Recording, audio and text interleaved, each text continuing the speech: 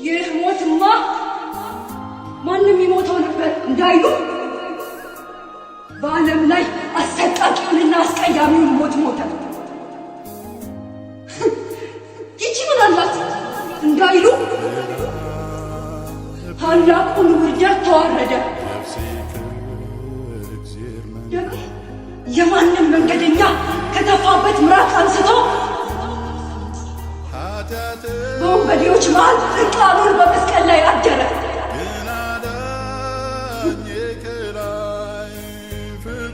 በአምላክ መታወንም ተተወ። ብዙ ከባድ እኮ አልነበረም እንዳይሉ የልብ ሽብር፣ የጭንቅና የምጥ ሁሉ ጥግ ነበር። የግንባሩ ቆዳ ተከፍቶ ውሃ ሳይሆን የደም ላባ ልቦት ነበርና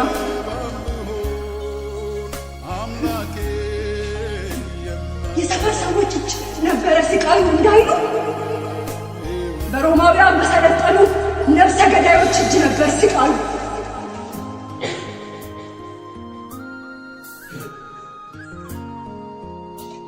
የፍርድ ታሪክ እንዳይሉ ንጹሕ ሲሆን ፍትህን አንሻፋው በገፍና በተንኮል እንደሰቀሉት የጲላጦስ እጅ መታጠብ ያሳብቅባቸው።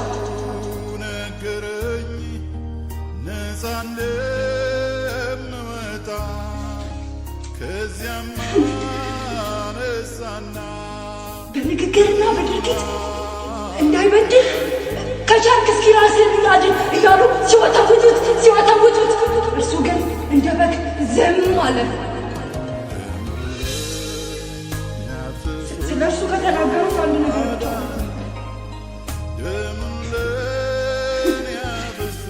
የኃጢአተኞች ወዳጅ፣ አዎ የኔ፣ ያንቺ፣ ያንተ፣ የእናንተ የኃጢአተኞች ሁሉ ወዳጅ።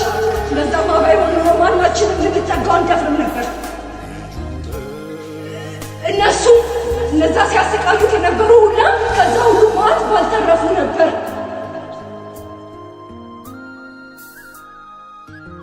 ቀድሞ ሊሞት ይገባው ነበር። ወንጀሏን እንዳይሉ እግዚአብሔር ኢየሱስን በሦስተኛው ቀን ከሞት አስነስቶት የነበረበትን ክስ ከንቱነት አሳይቷል። አልሞተም ነበር እኮ እንዳይሉ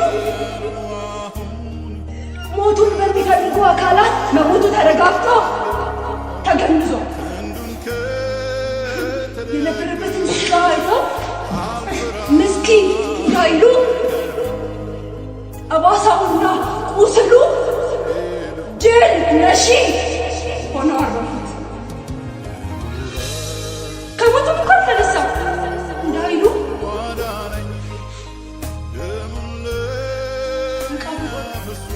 ባዶ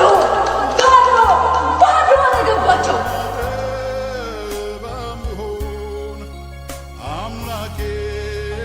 ደግሞ ደቀ መዛሙርቱ ሰውነቱ ወስደው ሰርቀውት ነው ብለው እንዳያስወሩ ጌታቸው ወደ መስቀል ሞት ሲሄድ የነበሩበት የተስፋ መቁረጥ ልክ ይጮህባቸዋል።